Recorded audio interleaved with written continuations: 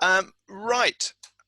Varying approaches to stories in a reading course. It's really easy, isn't it, when we're doing using a reading course to do the same thing over and over again. Here comes another story.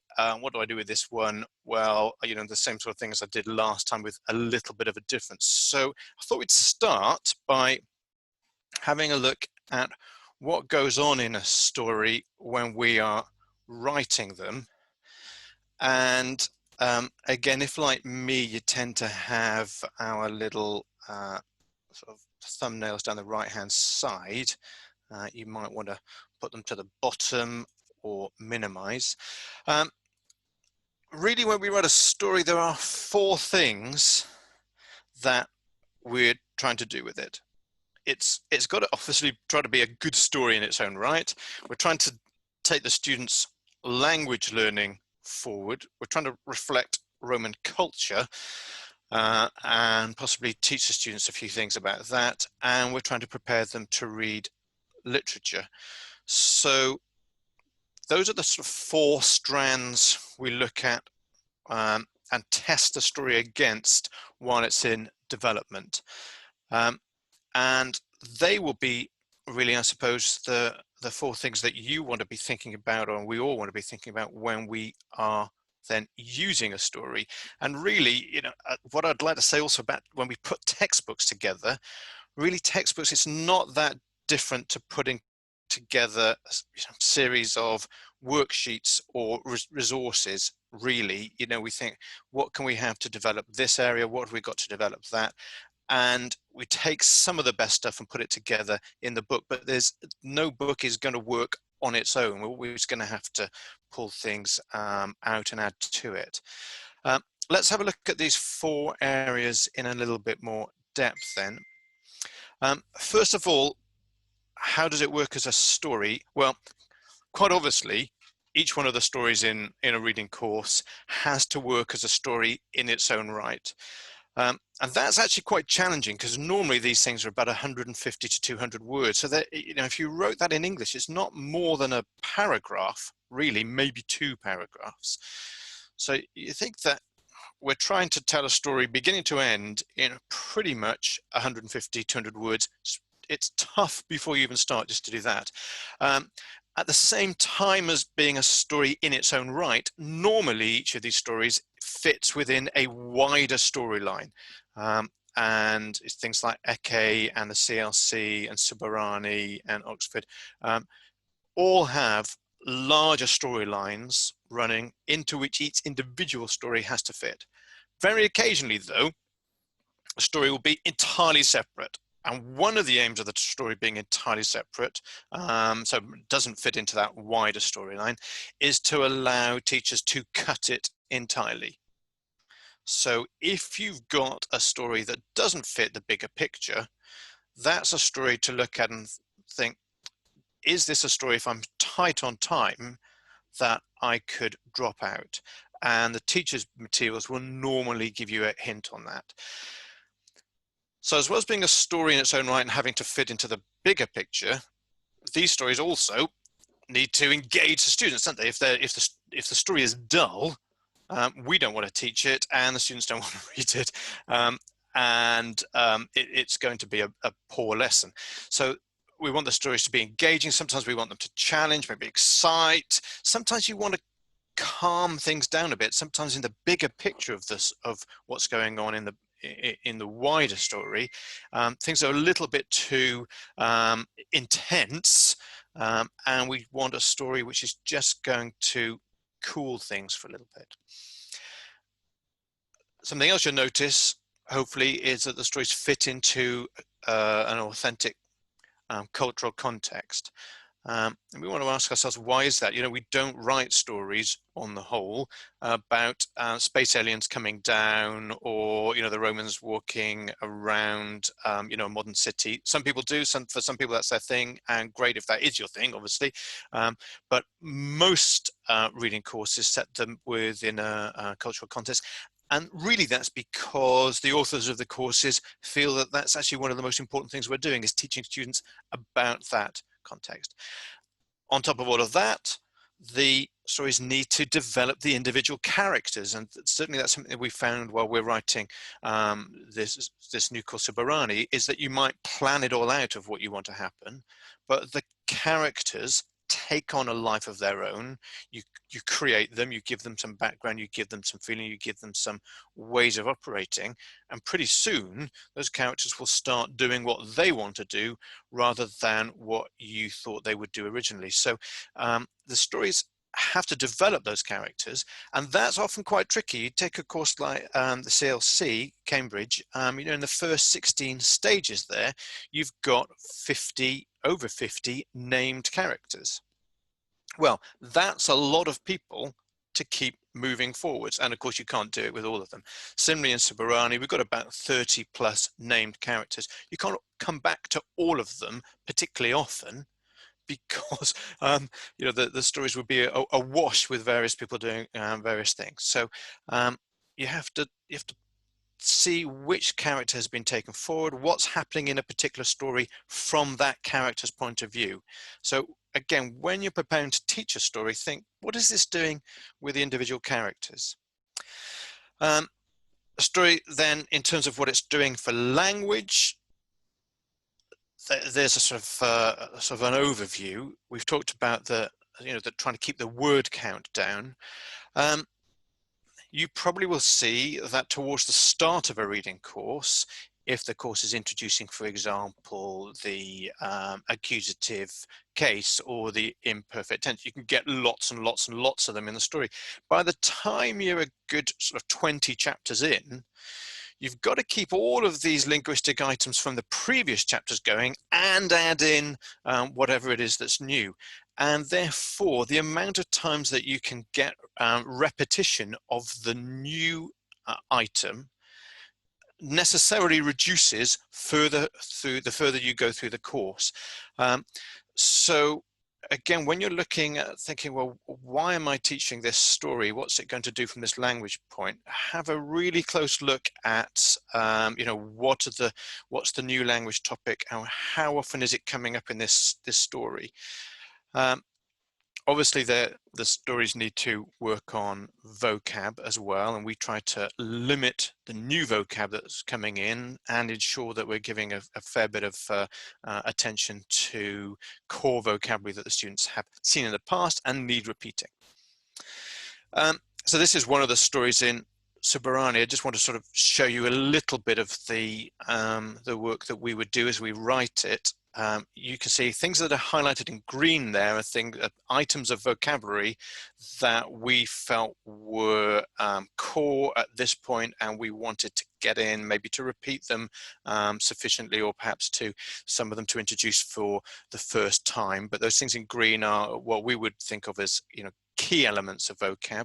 Things in yellow, this is part of the course where we are working on the future tense, so we're just tracking there how many items of the future tense are coming up. Things in blue, that's because we're also preparing to do comparisons, and so you can see that we're looking at that. We've purposefully worked in, because we're doing comparison, they've met litus and litissimus, so we're working those in before and after litior. So that sort of subtlety of language use, do look out for it when you're preparing a story. These things hopefully aren't just sort of, you know, nice stories. There's a huge amount churning away beneath the surface in a good story, and you know, we will sweat over each story for about a week on the whole and push things around, and you know, we have some tough conversations. We all work at a distance, we might sit on Skype for 4 hours, you know, discussing a particular minutiae of a story. Should this word be kept? Could we move something? Other things you might see in here, you know, in this course, we've recently introduced, you know, relative clauses, so you will have that coming in there. We're trying to, you know, run over nos and wos as well, so you'll see that being repeated.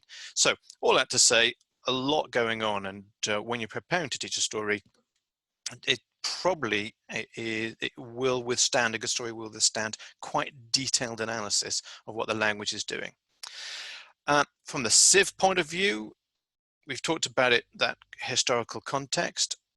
Also, I think these days good stories will be trying to bring in characters and the voices of, if you like, character types that aren't traditionally heard so well and haven't necessarily made it through the original literature or perhaps some older courses. And again, a little like the language, introducing a new cultural topic and sometimes working on things that have recently been introduced. And really, we'd like, a good story should stand up as a source if this were, of course they're not, but if it were an original Roman text, what would it tell us about the Roman world? That's always a good question to ask, think of a story. And there, if we've done our jobs well, there should be a huge amount of research behind them. And no doubt, as people use stories, people will point out, well, hang on, this actually doesn't quite work out. So if you do find that sort of thing, and it's one of our stories, do let us know. We're always happy to, to change and improve. A lot of us are preparing students to read literature and see a lot of things about, we start thinking about teaching literature it just as the students are ready to start to work on original Latin literature. It's a crazy way to approach it, I think, really. It's not as though we only start teaching language when we get the students ready for their language part of the exam, or we don't start teaching culture just when we get them ready for a cultural assessment. We shouldn't start teaching literary techniques only when we get to the original literature. If a story is well written, it should have elements of literary techniques going on in it that that we can work on with the students to get their skills up, so that certainly in the UK environment, and sorry for those of you in the US for this, but versus in the UK, we don't want them to be just starting on that literary analysis in year 11. Why aren't we doing that in year 7, 8, 9, 10? A good story hopefully will vary tone, pace, sentence length, structure, word order, might have elements of style in there. Think, how is this creating a picture? How is the author, setting the scene? What time of day is it? Is it, is it raining? Can I smell things in the environment, and so on?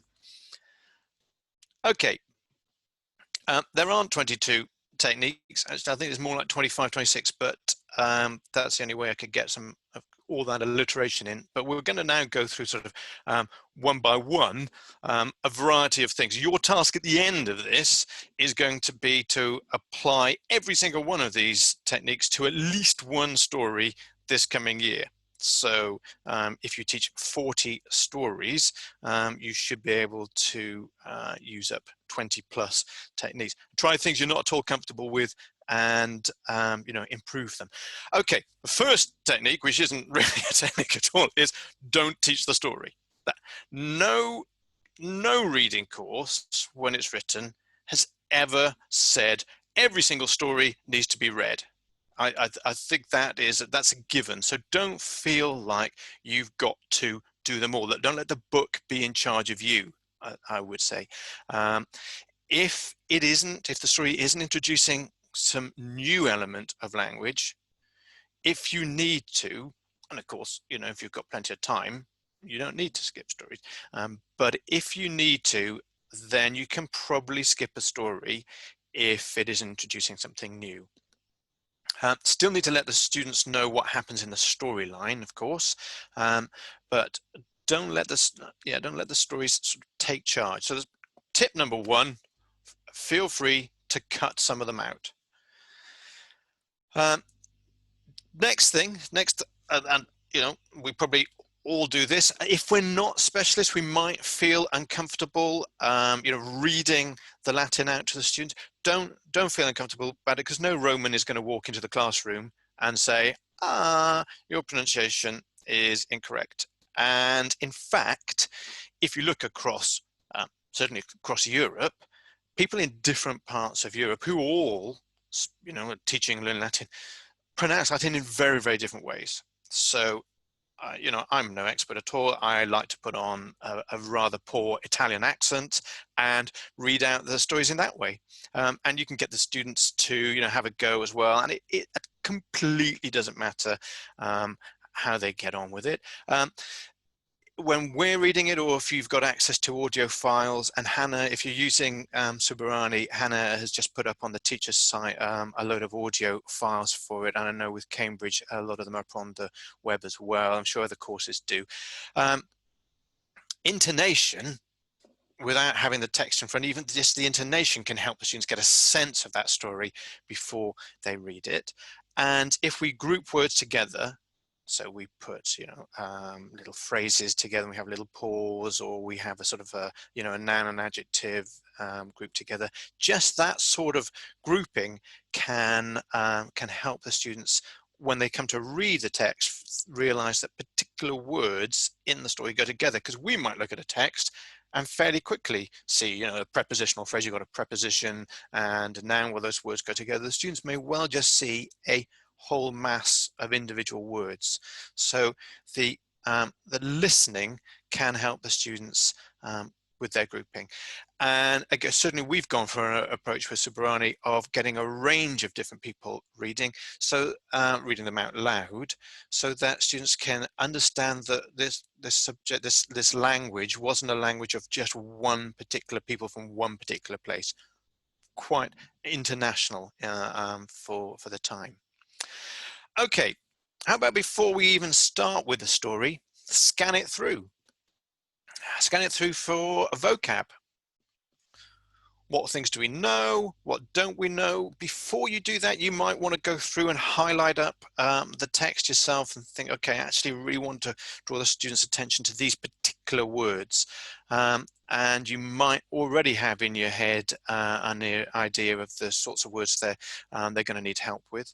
A lot of courses gloss the word, and when I say gloss, I mean put the word you know, next to the story on the page the first time it appears, but not after that. Well, you know, you have to do that when you're creating a course. Otherwise, you know, the only other option is either to put no words at all, or to put every word that's in the story, and neither of those approaches is particularly advantageous. So words tend to be glossed the first time they appear. But of course, from a student's point of view, it might be 3 chapters since they last saw it and they'll have forgotten it. So you might have in your head an idea that, these students are going to need a little bit of help with these words. So before you start, a bit of a scan. Which words are we going to be comfortable with, and which words we feel positive about? Which others we're going to need some help with, and which can we leave for the time being, because when we get to them, the context will probably help. Scan the story for sense, and sometimes, you know, that's maybe all you do with it. Scan it. There's no need to translate.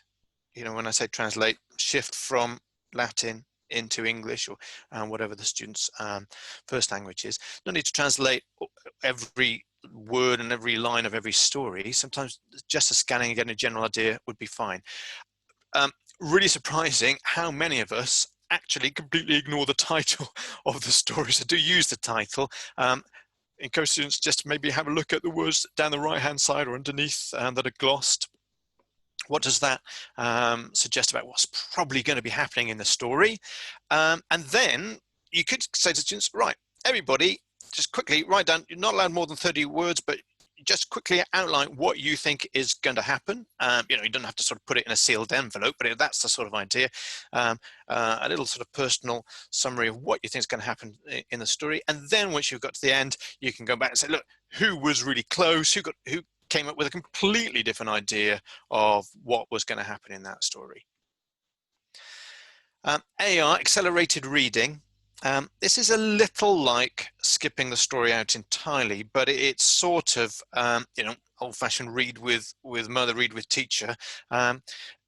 Whereas we, the teacher here, have the text and we pretty much just translate it for them as they follow through. And this is a way of just moving very rapidly through a story, or sometimes just part of a story. And I know some of us struggle with some stories in courses which are very long, 40, 45 plus lines, and that can be a bit heavy going, can't it, in a lesson. So you might want to think to yourself, there's no way we're going to read a 45-line story, but actually we could probably do 20 lines of it, and they might not be sort of all 20 lines in a row, but you could take different sections and do accelerated reading through the first 10 lines, and then look more closely at the next set and then accelerate again. As you're doing that, maybe stop occasionally and just check that the students know where we are, and you might ask the odd question about where are they going to go to, what's going to happen, or have a look at this verb, what do we know about the tense. So very handy if you're on a sort of, particularly if you're on a tight teaching time, but just a sort of a rough guide, and I know we're all different, I probably don't spend more than 25 minutes on any story in most of the teaching environments that I find myself in. So I work roughly to 25 minutes per story. Okay, this is a nice one. You can do this now, can't you, with all sorts of bits of tech, I would think, to do this. But take a story, and this means typing it up often. Cut it up. I like to do it sort of literally on pieces of paper, and then put all the various sort of slips of paper in sets of envelopes, and the students can work in groups of sort of 3, 4, 5, and they've got to put this story back together in the right order. So type it up, cut it out. Students have to read the various sentences or sections to work out what's going on, and then they can work out which bit comes first, second, third, and so on. Sometimes there's variety as possible, and that's all fine. Can differentiate that. Obviously, the more individual sentences one has, the more challenging it becomes. So it doesn't necessarily need to be the same activity for everybody. Acting out is always great, isn't it? It can be quite time consuming, and some stories lend themselves to it better than others. You can add parts in if you've got more time, or the students want to to go that way with it. They can add extra characters in, they can add extra text. That could be in English, could be in Latin. One of the schools I used to work at, we had a languages evening where little sketches were put on in French, German, Spanish, and Latin.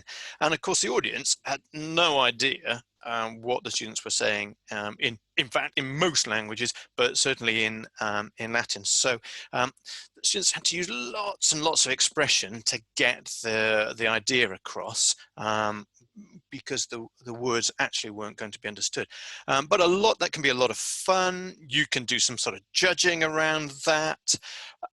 You can get the students to film it. I would often send them to different parts of the school to rehearse and practice, 4 or 5 students, and that gets them out of the classroom and a little bit active. If you're going to judge it, or the students are going to judge it, you've got to have some criteria against which one's going to judge it. How entertaining was it? How accurate do we feel the pronunciation of the Latin was? Perhaps what about props? What if they've dressed up? Do we want to give some marks for that? So maybe come up with some ideas for marking or judging. You don't have to. Not everybody likes to judge things, but I find the students are actually pretty fair once you've got a set of criteria, and they're all working to the same set. How about sort of going one step beyond that? I'm imagining we're a movie film director, and writing the directions for filming it. How's it going to start? Are we going to start wide angle, sort of big landscape scene, or are we going to be close in with somebody sort of, in an office or at a desk or in a restaurant or whatever it might be, or in a bar? What about the music? Would we put some music to this? What would that music be? And the students can come with their ideas of which bits of music reflect a particular scene or particular element of it. What's what expressions on the faces of the characters. Sometimes when we're writing the stories, we've got in our minds how the characters are going to be looking, and that never comes across on the page. We can't actually write all of that into the stories. So can the students be the directors and say, this character is looking anxious or happy or excited or tired, whatever it might be. All sorts of things happens in the stories, I should say between the stories. We might have, this one is set in the morning and this one's the next day. Well, what happened in between? And you can make up ideas for that. What about the accents of these different characters? They might all be in the Roman Empire, but they come from a wider range of places, probably from that empire. We reflecting that in the way that we speak, and some speak quietly and some speak more vociferously. Asking the story. So again, this is fairly rapid approach to a story, just with oral comprehension questions. Could be in English, could be in Latin. It can be quite a quick way through the story, and that allows you to bring out the parts of the story that you want to focus on most. So there's no writing takes place. You might read a whole story in 10-15 minutes in this way. It allows you to ask some questions that can be answered at the level of looking at the text. Which room does this person go into? What does she or he pick up? But it also allows you to ask questions that might operate between the lines of the text, things that aren't written in. Why does this person go into the room? Why does she pick this item up? How do you think this other person might react? So reading at different levels and encouraging the students to do that.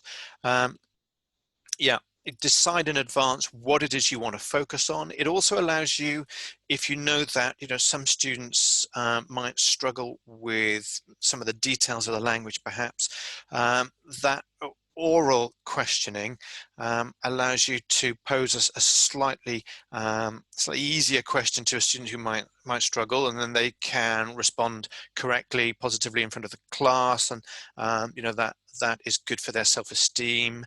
And you can, those students who seem to know every single detail of Latin, and sometimes we wonder, is this person better at Latin than we are? Then you can pose some fairly challenging questions to that individual. So differentiation through questioning there. Written comprehensions, lots and lots of courses come with these already, don't they? And we often make up our own. As I said earlier, I don't think any reading course was ever written with the idea that every student should read every word of every line. And certainly with a comprehension, it's fine if particular bits are missed out. And if you're writing your own comprehension, before you start, I suppose it would be a good idea to think, okay, what is this story trying to achieve? What are the key elements in this story from a cultural point of view, a language point of view, a literature point of view, and in terms of taking the overall storyline forward, and then to try to design your comprehension questions around those points, so that we're not just asking questions which are easy to ask, but asking questions which focus on the sorts of things the story is trying to achieve. Again, one can differentiate those written comprehensions by the individual questions that are within them. If we know we're going to be away, such a set of written comprehension questions, that is great. If we know that we're going to be out, or we just know we're occasionally a bit tired and need a bit of a break. We ourselves are working on development in that area of creating digital comprehension questions. Then there's a long way to go, but we think we should be able to get some auto marking of that done as well, so that take the workload off the teacher a little bit. I did a fair bit of work quite a few years ago now with professional storytellers, people who have a story in their mind and it's never written down, and they tell it from their minds. And so these individuals would tell the Iliad or retellings of the Iliad and the Odyssey 2.5 hours from well, I wouldn't say memory, but sort of from memory, you know, from really a set of images that they said they had in their head. So they didn't try to remember the details of the story, but they had in their head images, and they told those images. And we can often feel that happening, can't we? As we read a story, we listen to a story, images start to get created in our own heads, and it's as though the storyteller creates an image which goes into the words, and then that image comes back from the words into our heads. So there's often a lot that can be done, I think, in terms of linking images to stories. So you might want to look and see what are the key themes in the story. Are there some key words, scenes, colors, smells, and then get the students to Google around and see which images do they get that come back to, you know, to speak to those themes. And you know, there could be images from the modern world, and then create a montage of a story in image. I always remember one theme being betrayal in a story that we were reading, and really interesting. A student came back with a picture of a handshake, that in the context of betrayal, really powerful. Another way of creating variety isn't to do with the story at all, but to do with how we organize the students. And I think there's a lot to be said for occasionally, you know, pairing the students up with students they've never worked with before, and might never work with if we didn't put them together. Because that's what the world of work is like, isn't it? We end up working with people that we might not choose to work with, and we need to develop those skills of working with people who perhaps think differently and behave quite differently from us, and that can actually lead to really positive friendships. But I think it's an important part of education is preparing students for that. So how about, you know, with one of the stories, actually putting students together who you think this might not work, but let's try it. So that's another area, and of course, you know, organizing them differently in all sorts of ways there. Find five. I mean, you can do this with any story. Find five particular elements of the Latin word order, vocab that creates mood, but evidence for the cultural context. Find five things that a particular character did that was surprising, perhaps, or that, you know, you wouldn't think that they would necessarily do. Find five examples of bias, and so on. So just very quick one. You can do that before you read the story, after it. When we ask people to create resources for stories, very often people send in things that are spotting 5 mistakes. So I think that's quite something that's quite popular. And again, it usually requires sort of typing up the story to do that. But once you've done it, it's you know, it's a useful resource. As well as some fairly obvious things, you could try some more subtle things like mistakes in cultural context, or you know, somebody walks into one room but then comes out of a different room. Do they see things like that? Or you could read the original in the course book and then give the students a handout, you know, close the book, give the students a handout with a very slightly adapted version. Spot the difference. Can the students find the 5 or 10 changes you've made? Sometimes, you know, it's good to just allow the students to have a bit of time to themselves in their reading, and this is certainly something that I don't tend to do enough. I tend to work more on the whole class activity, but actually giving the students, you know, 20 minutes, maybe half an hour, to read a story on their own. Certainly here in the UK, and I know for many of us in the US, that's also going to be something the students need to do in an assessment situation. And, you know, if we're always allowing the students to work in pairs or groups, do we really know what an individual student can do on her own or on his own? So think about building some time for that in along the way. And some students much prefer that quiet, calm sort of approach to things.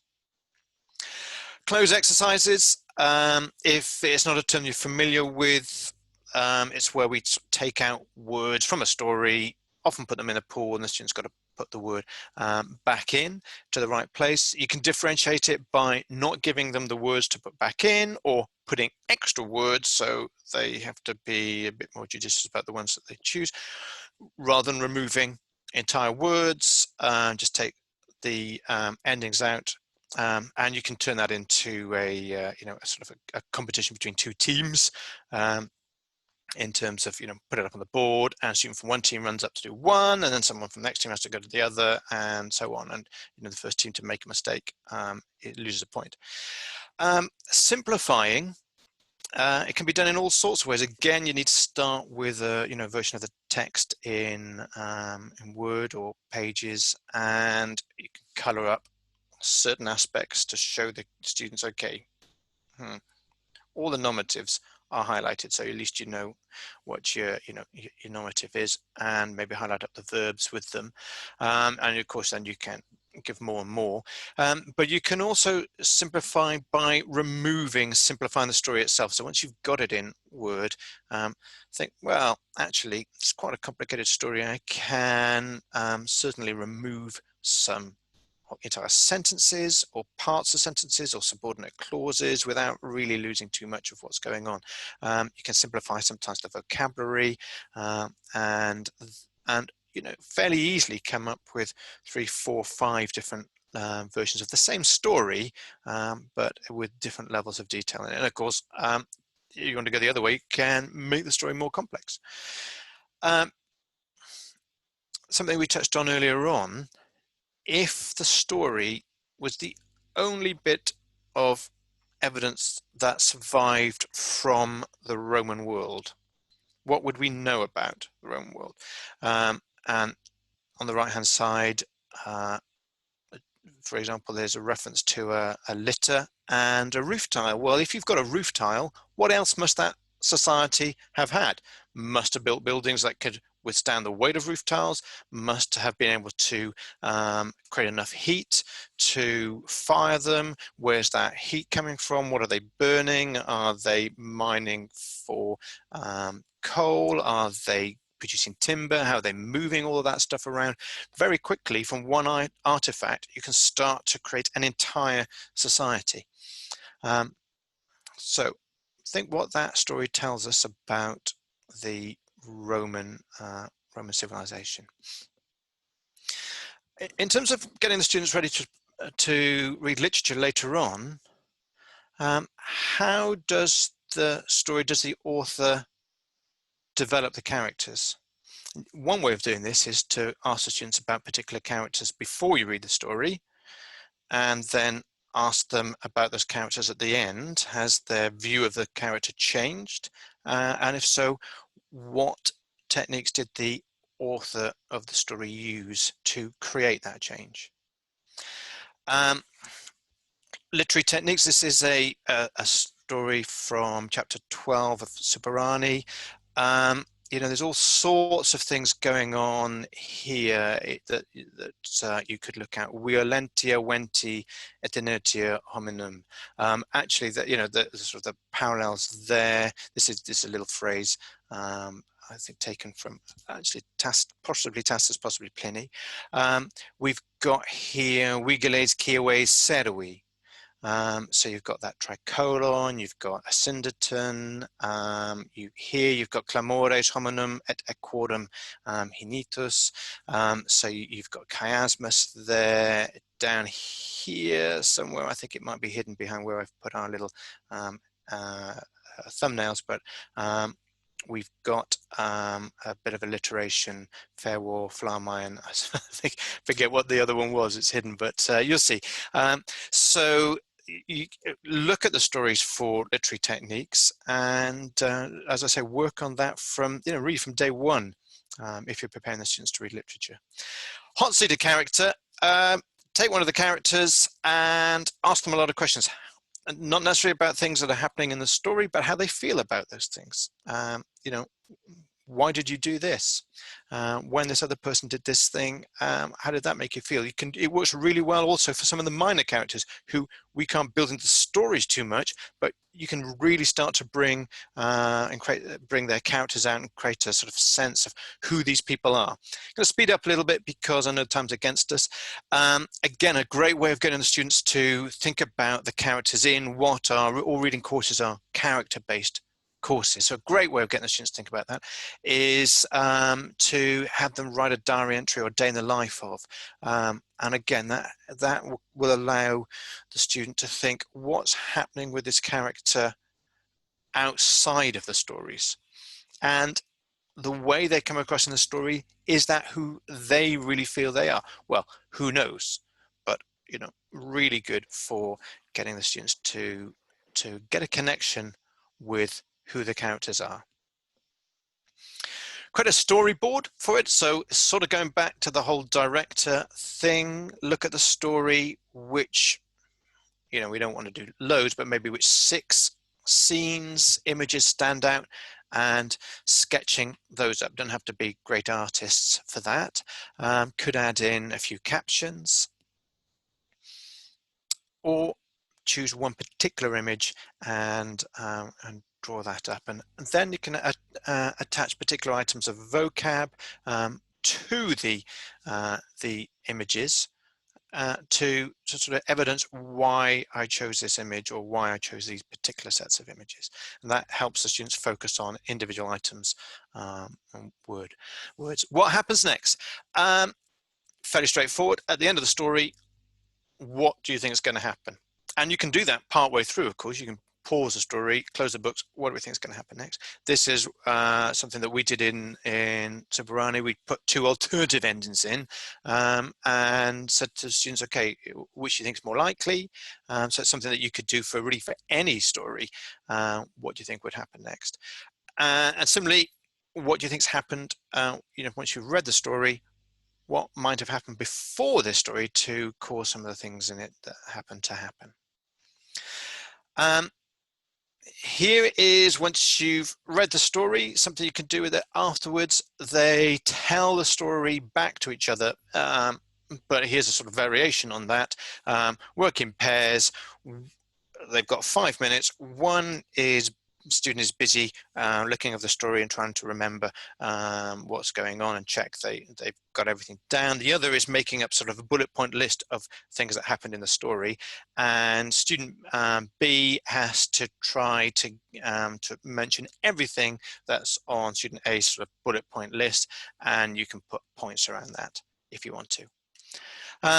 Okay, we're getting near the end. This is a bit old school, but I used to find the students used to oddly really like this. Go back to a story that you've read, you know, 6 chapters ago, way back. So a much easier story than they're now used to reading, and just read maybe a paragraph, a few sentences of it out, and you know, the students try and write it down, and it's kind of it's a bit of a change.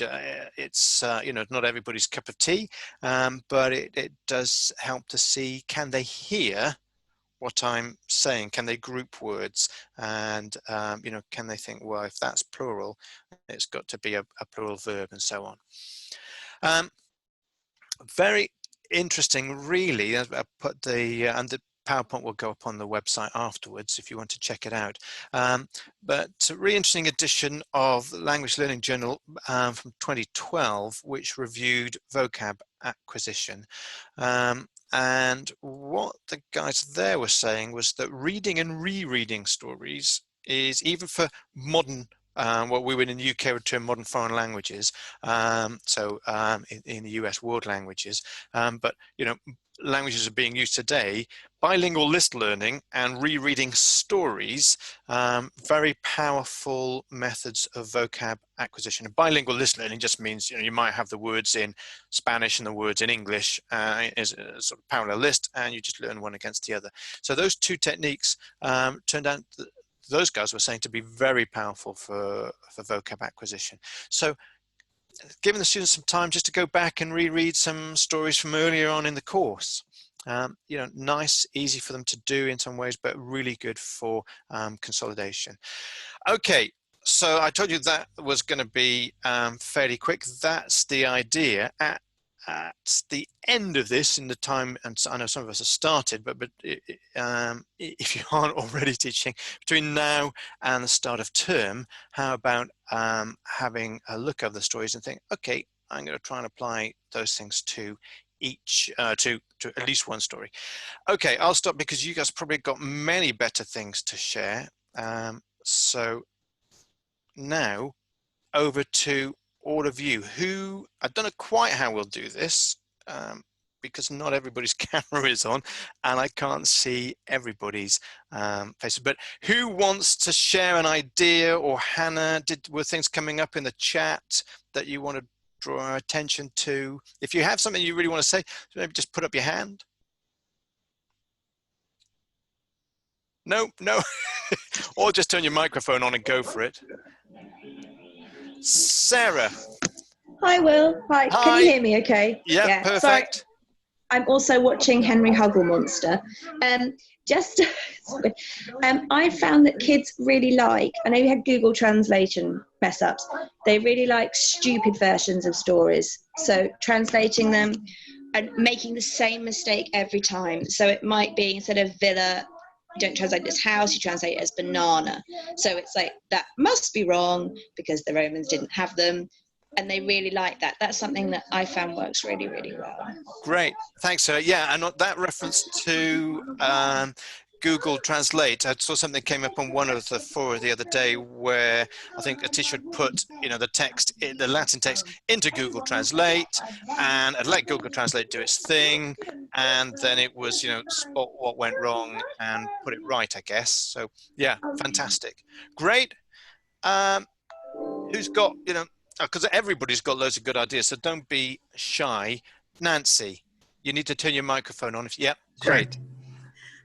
Following up on what Sarah just shared, I do something like that, where I have the story projected and I'm reading it in Latin, then I'm translating it, and the students get to call out stulta whenever I make a mistake. So they like to call me stulta. Excellent. Yeah, and that approach, Nancy, as well, is really good if we accidentally make a mistake as well, isn't it? Because then we're covered. We say, oh well, just checking, everyone's listening. Great, nice idea, fantastic. Anyone got anything else?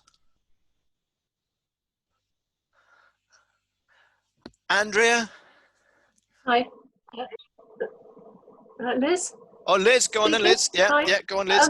It's a little akin to acting, but simply if you only have access to the text, just give children direct speech as parts, and then you have a narrator for the bulk of the story, or a selection of narrators, but allowing the direct speech to be very expressive.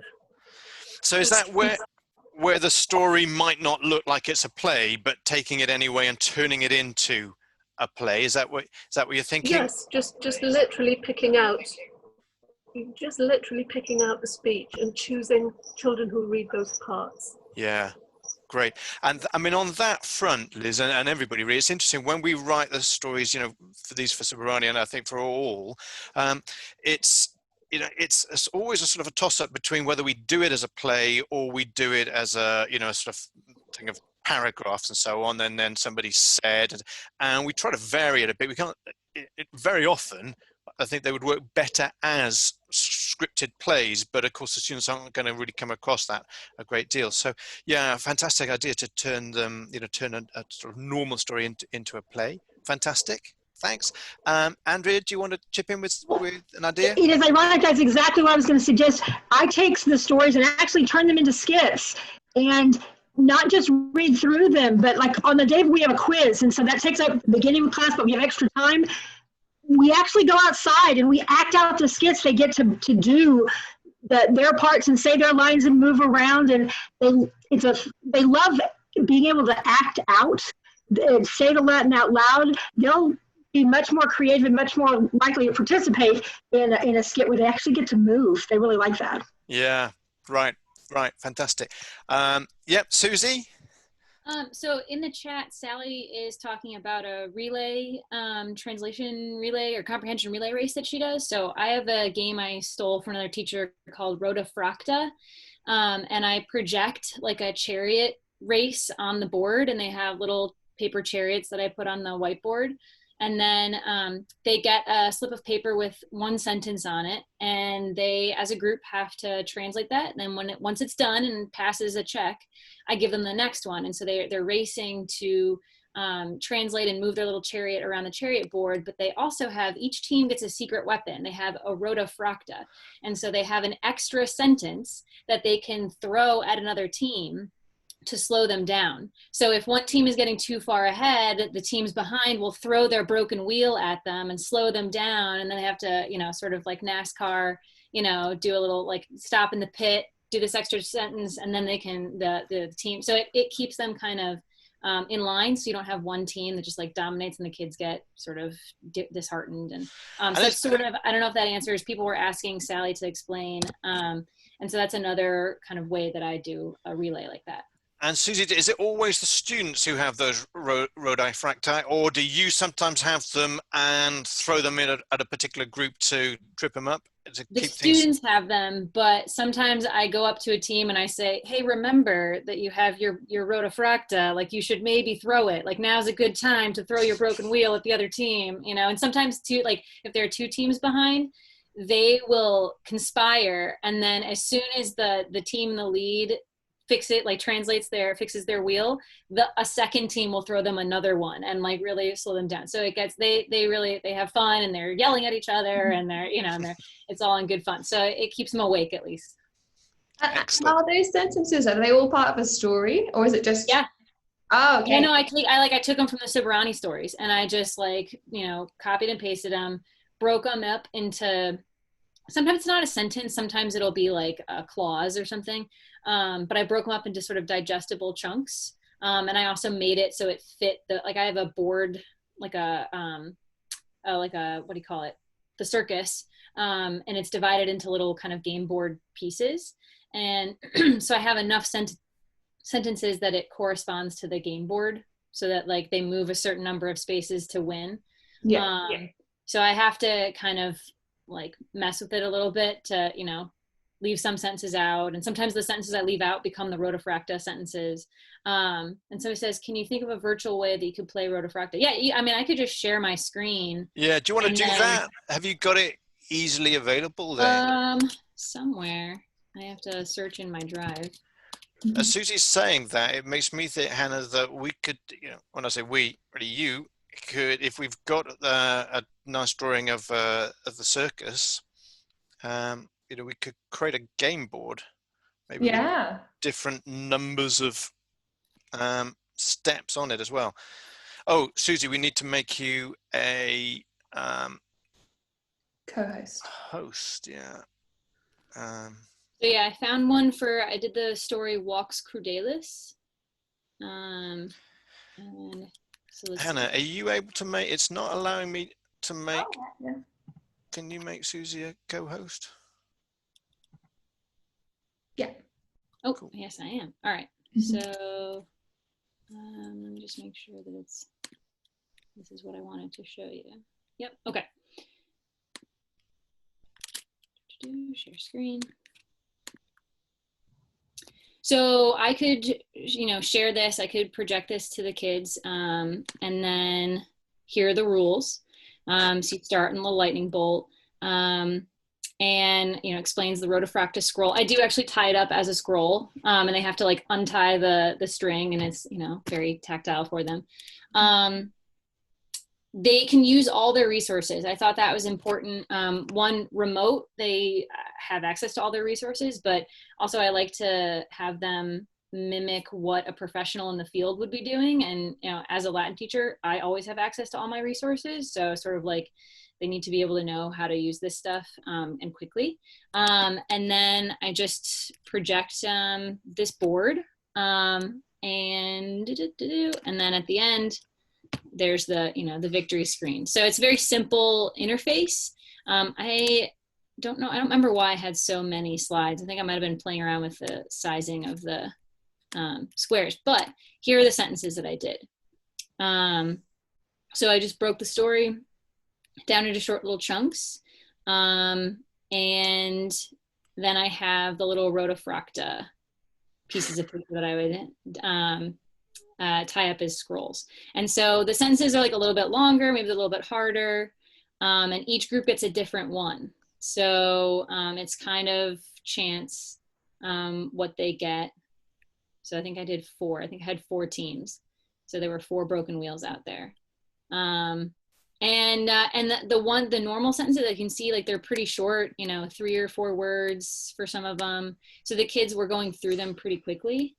And I don't remember what chapter Walks Crudalis is in. I think it's in the flashback in Britannia. It's in 10, I think, isn't it? Yeah. So they had already they were pretty good about translating short sentences by that point. They didn't really struggle with these. So. So. What can we do, Susie, to make that sort of thing easier to create?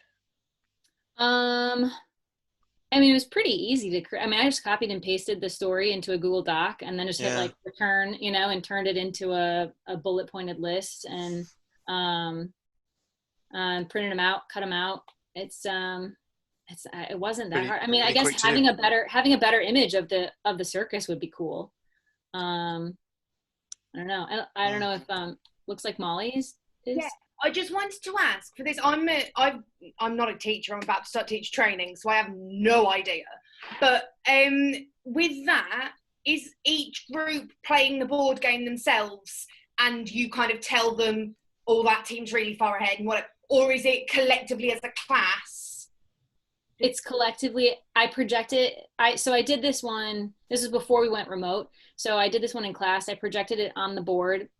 And they had little chariots with magnets on them that I would move around the whiteboard as they would, like that team got that sentence right. And so I would dramatically walk up to the board and be like, uh-oh, and then slide their chariot forward and everyone would be like, oh no. And then same list, each group has the same list of translations. Well, yeah, I would hand them the sentences as they got them, as they finished them. And I did this during a block period. We had like an 83-minute block. Susie, I'm just going to chip in there. For the UK, block means a double lesson.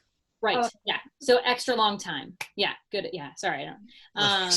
And so it took them like it kept them engaged for a longer period of time.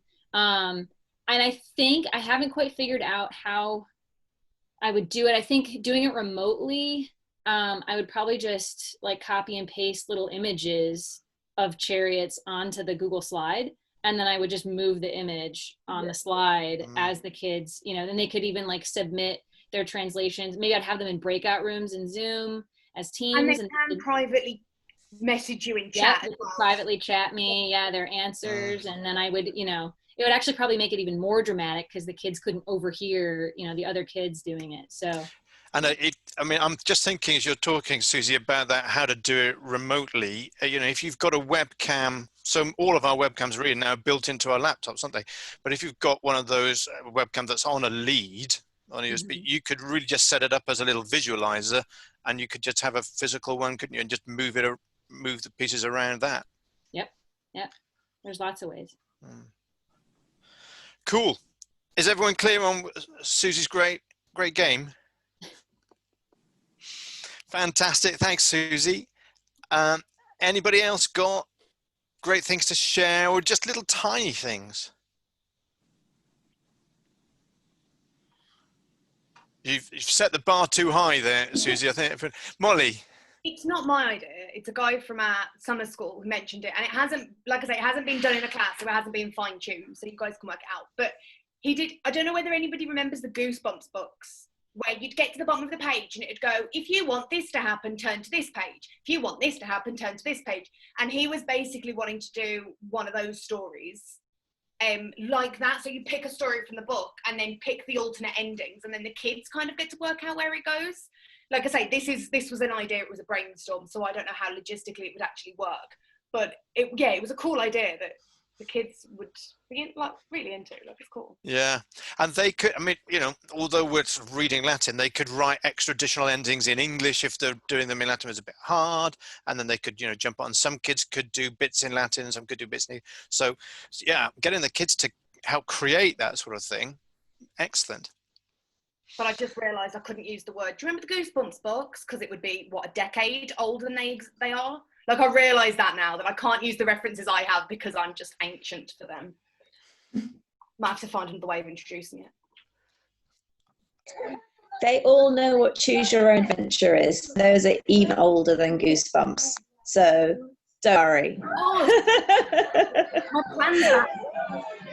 I wanted to reference Generation Game in one of those things earlier on. I thought nobody is going to know what that is. Okay.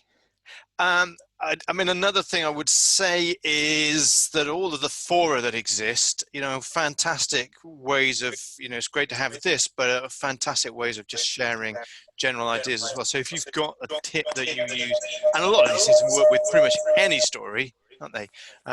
If you've got a tip, feel free to put it out there, because, you know, we're all like magpies, aren't we? There's getting a lot of echo. So thanks, everybody. If there isn't anything else, Hannah, anything we need to get out of the chat, or are we all okay? I think people were quite keen for me to send the chat around. So if everyone's happy with that, I can share the chat at the end of the session as an email so that no one misses out on any ideas. And I'll just finish by saying that all of the videos and the presentations are up on, as we do them, go up, you know, about couple of hours later on, go up on the same page where you booked in for the sessions. If you don't see them, just hit refresh on your browser a few times, because it's probably the page is cached. But by you know, 3 hours time, probably this will all be up again, I guess. Do you think, Hannah? Yeah, 3 hours is good. Yeah, cool. Excellent. All right, thanks everybody. Really good to see everybody, and hopefully see some of you for some 1 or 2 other things next week. But if not, enjoy the rest of the summer, and those of you starting already, hope your terms are going well. Cheers, everybody. Bye. Bye. Thank you.